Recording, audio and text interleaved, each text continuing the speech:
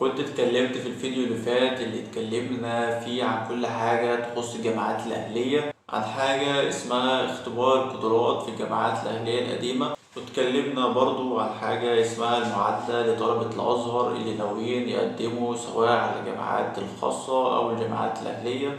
وبما إني اتسألت أسئلة كتير على الموضوعين دول في الكومنتات في الفيديوهين اللي فاتوا، اللي هسيب لك اللينك بتاعهم في الديسكريبشن اللي لازم تسمعهم لو عاوز تعرف تفاصيل أكتر عن الجامعات الأهلية وأماكن تواجدهم. يعني إيه جامعة أهلية أصلا، الفرق بينها وبين الجامعات الحكومية والخاصة، مصاريف الدراسة، التقديم ازاي، كل الحاجات دي كلها اتكلمنا عنهم في الفيديوهين اللي فاتوا. هسيب لك اللينك بتاعه في الديسكريبشن. فقلنا نعمل فيديو نتكلم فيه عن الحاجتين دول ونفهمكم أكتر عنهم. هكلمك بالتفصيل عن اختبار القدرات وهل لسه موجود وبيكون عبارة عن ايه الجامعات اللي اختبار القدرات أو امتحان القدرات شرط من شروط القبول. هكلمك على المعادلة لطلبة الأزهر بكل تفاصيلها، فيلا بسم الله. السلام عليكم يا شباب، أخباركم ايه؟ أتمنى تكونوا بخير. معاكم أخوكم عمر صبري حسان، طالب في كلية الطب جامعة الزقازيق الأهلية.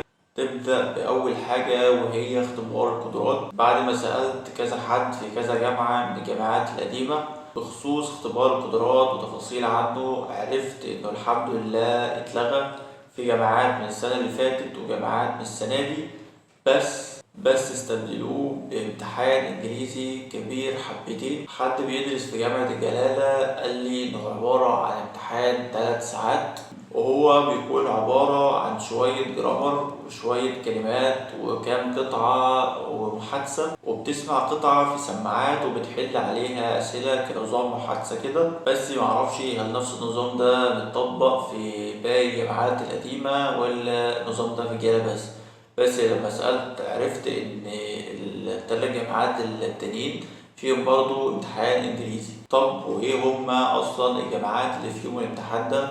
الجامعات القديمة اللي اتكلمنا عليهم برضو في الفيديوهين اللي فاتوا، اللي هما الجلالة والملك سلمان والعلمين والمنصورة الجديدة. والامتحان ده شرط من شروط القبول بالإضافة إلى مجموعك في ثانوي.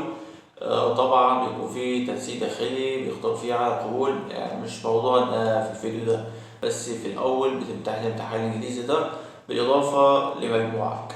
طب نيجي لطلبة الأزهر والمعادلة اللي بيعملوها. في الأول كده يعني إيه أصلا معادلة؟ المعادلة دي كده حاجة بسيطة بتتعمل لطلبة الأزهر عشان يساوي مجموعهم بمجموع طلبة العام أو طلبة التربية والتعليم، لأن زي ما انتوا عارفين إن طلبة الأزهر بيكون عندهم مواد زيادة زي الشرع والقرآن، مجموعهم الكلي حوالي 650 درجة عكس طلبة العام اللي مجموعهم 410 بس.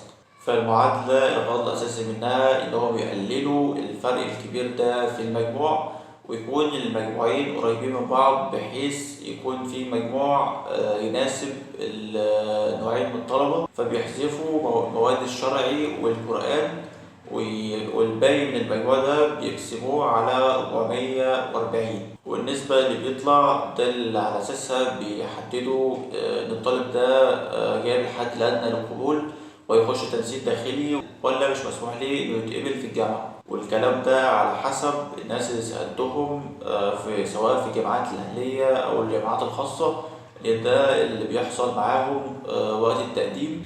في موضوع تاني عرفته برضه بالنسبة لطلبة الأزهر، إن الجامعات الجديدة اللي برضه اتكلمنا عليهم في الفيديو اللي فات اللي هم 12 جامعة، في جامعات منهم بدأوا في قبول طلبة أزهرية زي المنصورة الأهلية والزقازيق الأهلية. برضو في كلام إنهم هيبدأوا يقبلوا طلبة أزهر بس بأعداد محدودة. وزارة التعليم العالي هي اللي بتحدد النسبة دي والحد الأدنى كمان للقبول. واللي برضو وصل لي بيه كلام إن جامعة المنصورة الأهلية بدأت في التقديم الأونلاين لطلبة الأزهر. فلو حد مهتم بالموضوع ده يحاول يدور أو يسأل في الجامعة نفسها بخصوص الموضوع ده، بحيث إنه لو ناوي على التقديم هناك يقدم بدري، وده هيكون لي فرصته أكبر أو أكتر من الناس اللي هتقدم متأخر. بالنسبة عندنا في الزقازيق فلسه لحد الآن مفيش أي تفاصيل بخصوص الموضوع ده، ولما سألت بخصوص الموضوع ده تفاصيل هتنزل على صفحة الجامعة، اللي هسيب لك برضه لينك صفحة الجامعة عندنا في الديسكريبشن. لو ناوي على برضه تقدم عندنا خش على الصفحة واعمل متابعة أو كده، بحيث أول ما حاجة تحصل أو في أي تفاصيل تعرف على طول. بس كده يا شباب، ده فيديو كده في السريع يعتبر رد على السؤالين اللي اتكرروا جدا في كومنتات الفيديوهات اللي فاتت، فحبينا نوضح للناس كده. طبعا متنساش تعمل لايك وتبعت الفيديو ده وتشيره مع صحابك، يمكن حد منهم يستفاد منه، واعمل سبسكرايب عشان في فيديوهات كتير جدا جاية بخصوص فترة الجامعة والكليات والكلام ده كله. علشان ميفوتكش أي حاجة وتستفاد من الفيديوهات دي، اعمل سبسكرايب وفعل زر الجرس عشان أول ما في أي فيديو ينزل يوصلك إشعار. سلام.